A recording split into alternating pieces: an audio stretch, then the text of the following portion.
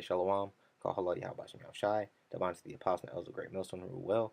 Salutation to the brethren on the four corners of the earth, pushing his word in truth and in sincerity. This is Robin Gabby Yasharala. Coming at you with another motivation. This is going to be on the topic of unity. Because you got these false Israelite camps getting together in the so-called spirit of unity.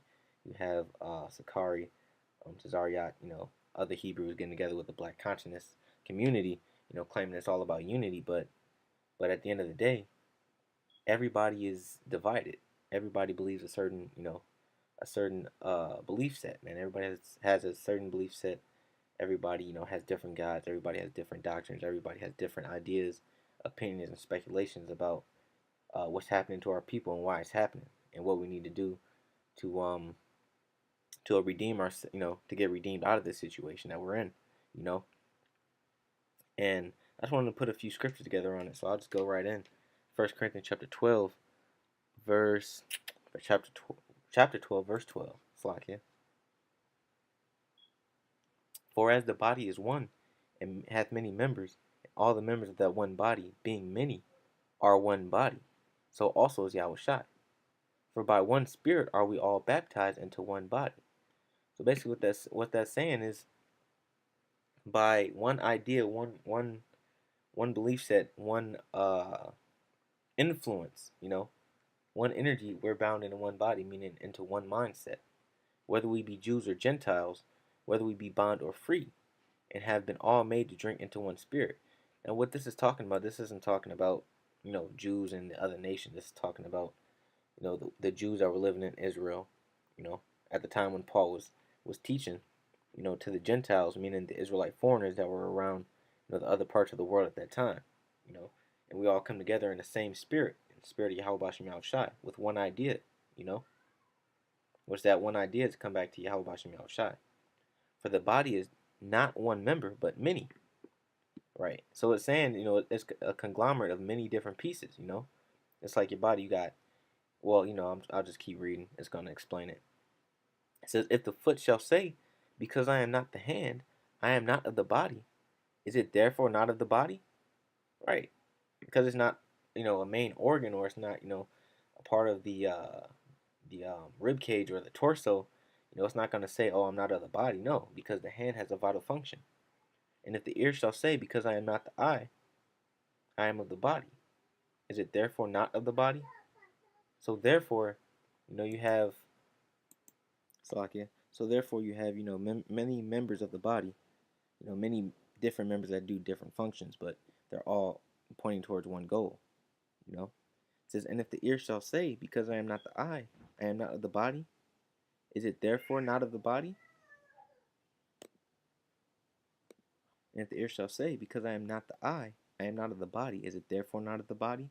If the whole body were an eye, where were the hearing? If the whole were hearing, where were the smelling? Meaning, if there was just one body part that was the body of the Lord, where's the rest of it going to go? Who's going to do the other functions? Verse 18 says, but now hath God, but now hath the Most High set the members, every one of them, in the body as it hath pleased him. Meaning everybody has their office. Everybody has different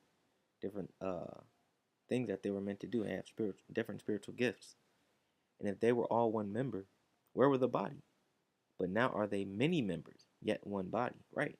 If there was just one person, where's the rest to help, with the mission? But now there are many members, but yet one body.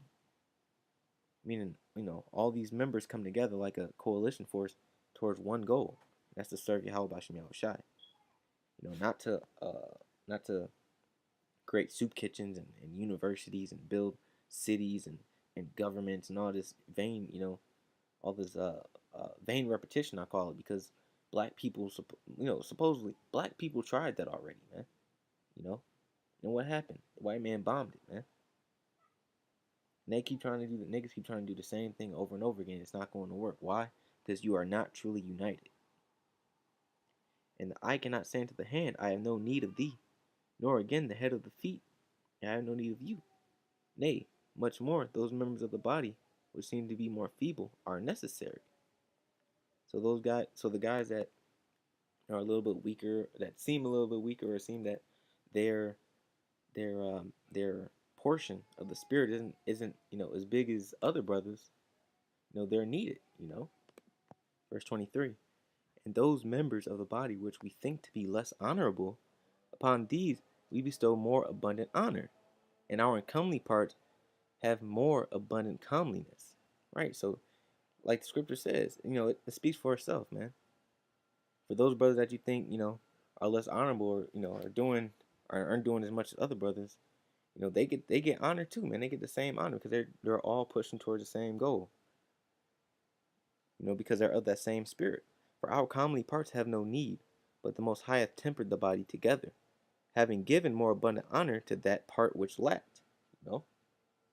And that's why brothers have to be meek, Salakia, that there should be no schism in the body, but that the members should have the same care one for another.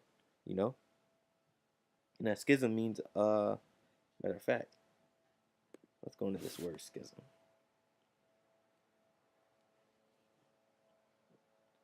My computer's moving a little bit slow. Come on. But the word schism is a defect, so there'd be no defect in the body, but that the members should have the same care one for another, as in the spirit of Yahweh Bashem Yahushai. So the Greek schisma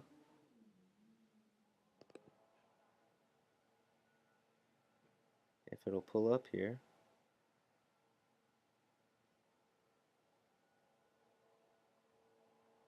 Come on.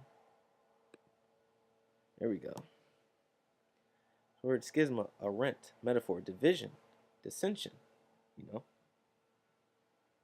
And that's what these other camps have, man. They have division and dissension. They have schisms amongst themselves, because they can't agree on anything. That's Amos chapter 3, verse 3. Can two walk together except they be agreed?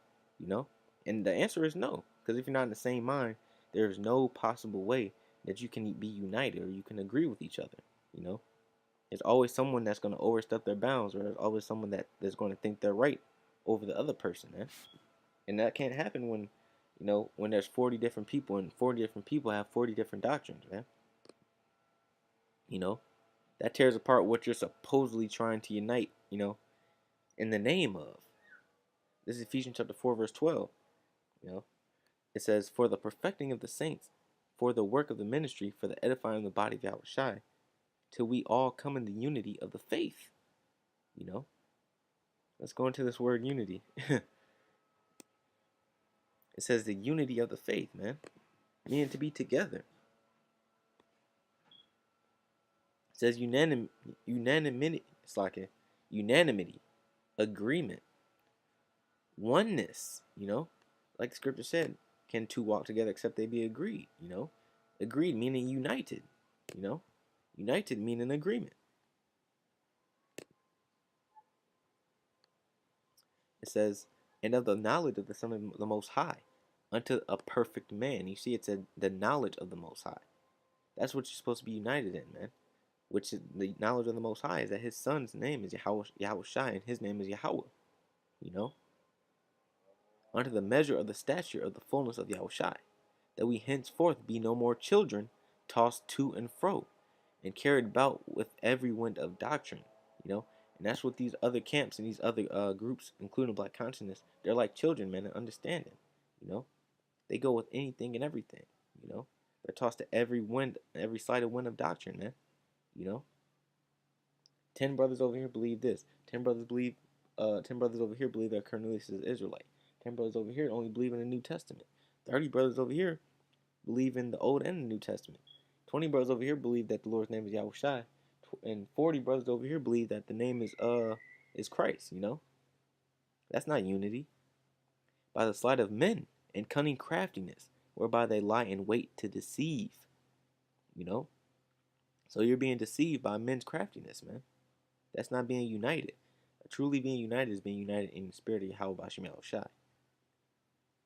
It's Philippians chapter 2, verse 1. If there be therefore any consolation in Yahushai, if any comfort of love, if any fellowship of the Spirit, if any bowels and mercies, fulfill ye my joy, that ye be like-minded, having the same love, being of one accord, of one mind.